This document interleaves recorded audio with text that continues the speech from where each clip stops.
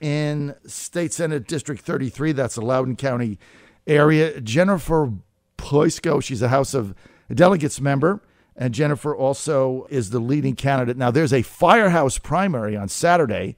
There's 3 candidates in this race vying for the seat, Sharifat Hussain, and then Jennifer, she's got to be nominated, and she's running against Charlotte McConnell, who is endorsed by Blue Virginia. This will be decided in a firehouse primary on Saturday. Jennifer, great to have you with us. Thank you so much, John. Happy to be here. Well, and happy coming Thanksgiving. So one day you've got a firehouse primary. How do you win? Well, I have a great team that has surrounded me of grassroots organizers and folks who have been on my side for the past several years. We have been contacting voters every single day and getting great results. So it's voter contact and asking people for their vote. That's the simple way to do it. Okay, let's get to the House seat that you would be vacating, obviously, if you were to get elected to the state Senate. And I've got you as the heavy favorite to do that because you can't take anything for granted, Jennifer. But David Toscano resigning last evening as leader of the House caucus and the minority leader. Do you have any idea why? I don't. I was not at that meeting. I was here campaigning, so I didn't find out until about 11 o'clock last night. It surprised me, but, it's been kind of a difficult year in our caucus, so I'll just leave it at that. Okay, that's fine for me. Let's get, Jennifer, to some of your issues. First of all, I just want to let everybody know you were the head of a campaign ahead of 2017, and it was called Run Everywhere. And you encouraged Democrats to run in every district. And normally the majority of the Republican House districts were unopposed, or there was not a particularly viable candidate. And so it was your vision. You started this movement called Run Everywhere, and it was your idea that let's challenge every seat. Let's put the best candidates up we can. Let's run everywhere. And then the Republicans are going to have to defend all these seats. And if there's a wave, we'll have candidates that take advantage of it. That was roundly criticized by a lot of people, including your minority leader that didn't think it was a good idea, didn't want to antagonize, didn't want to get Republican turnout up. But it turned out, Jennifer, your idea came within a coin toss of getting the House back for the Democrats. Has anybody ever called you up and said, hey, Jennifer, thank you for a great idea? Well, some folks have, and it was a combination of people. It wasn't just me. There were other groups that were encouraging folks to get folks on the ballot from around the state. I got the idea from, I was Howard Dean's state director when he ran for president, and when he became the head of the DNC, he had the 50-state strategy. That's something that I've always believed in, and it ended up being a powerful night for the Democrats, and I'm really happy that I was able to help in some small way to encourage and help motivate and support a lot of candidates around the state. Jennifer, let's get to some of your issues that come up in this campaign as you're vying for the Senate Democratic nomination in District 33. You've been criticized by your opponent, Charlotte McConnell, and others on the far left that you're too open to working with Dominion Energy, that you're not in favor of shutting the Atlantic Coast pipeline down immediately. How do you respond to this? Well, if we just talk about working with Dominion is the provider for our energy and electricity in Virginia, certainly in my neck of the woods. And I have to work with them every day. When we have a power outage, I have access to call the vice president of Dominion to say, hey, what's happening in my neighborhood? How are we going to get my constituents' lights back on? It's imperative that I make a relationship with everyone. My door is always open to everyone. I will talk to anyone, whether I agree with you or not on policy, and I will give you a fair chance to listen and to explain to me why your point of view matters. On the pipeline issue, I have really struggled with that because there are some significant environmental challenges that the pipelines face. The private property rights of the people who are being affected by it really concern me. And, I do have some very serious concerns about it. But once again, we voted last year in session giving DEQ opportunities to have better oversight over the pipeline for environmental reasons. But at this point right now, I am very, very concerned about seeing it moving forward because of some of the environmental problems that we've seen this past summer.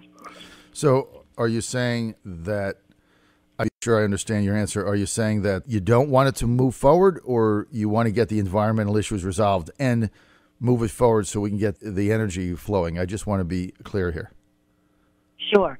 At this point, if we do not get the environmental issues resolved, then I would be completely opposed because I'm very concerned about it.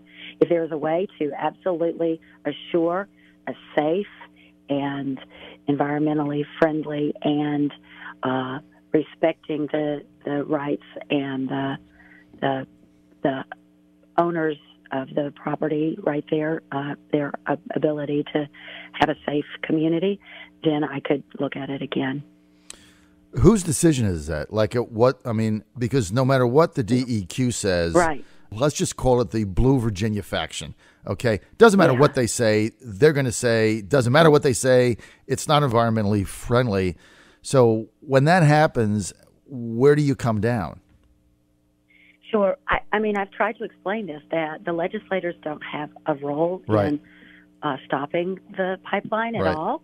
It's really at the federal level. The FERC controls it. Right. And one of the things that I've tried to say is that we should be focusing on making more renewable energy. Mm-hmm. I had a great roundtable. I've had two environmental town halls this year. One of them brought all of the providers from the wind, solar, battery storage, and Dominion, as well as the Sierra Club, together so that we could talk in a room, hearing one another to find out what people need to do to get more renewable energy, as far as legislation that needs to be passed, as far as regulatory changes, as far as industry coming up to speed.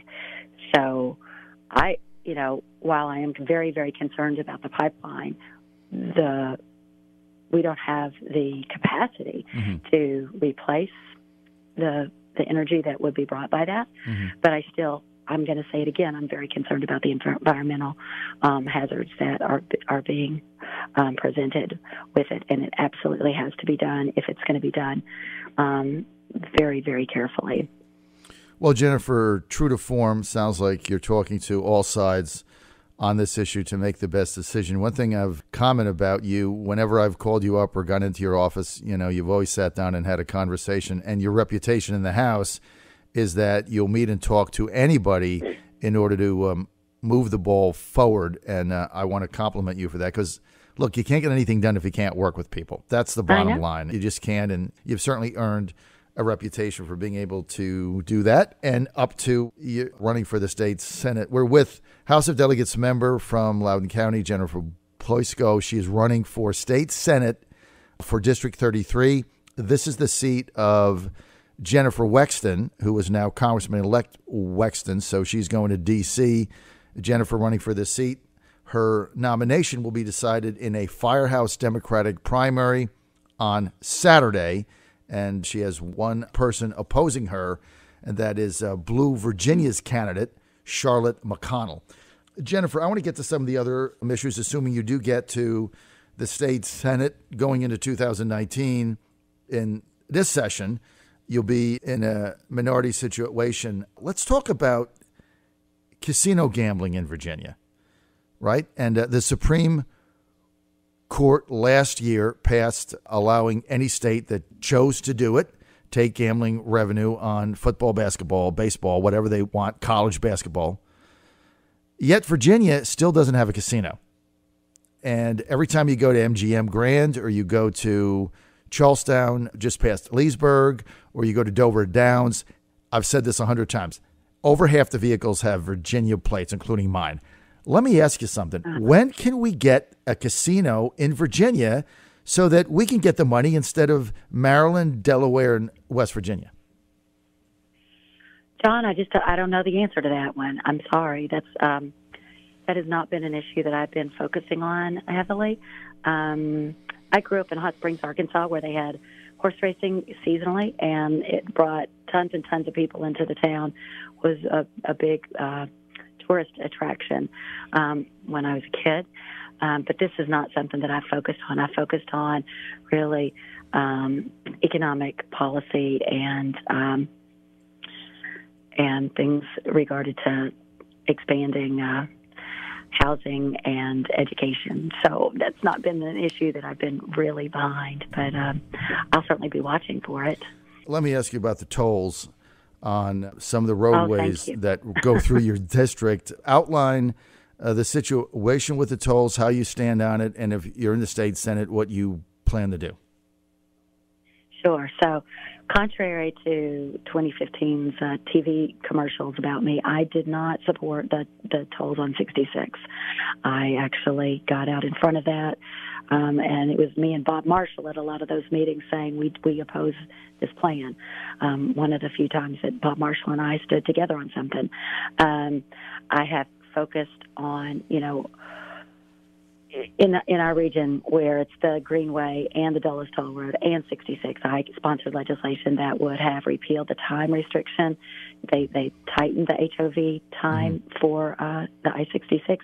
I was able to work with a bipartisan coalition so that instead of I-66 being tolled both ways, incoming and outgoing at the same time, we were able to bring it so that it was only incoming in the morning and outgoing in the afternoon.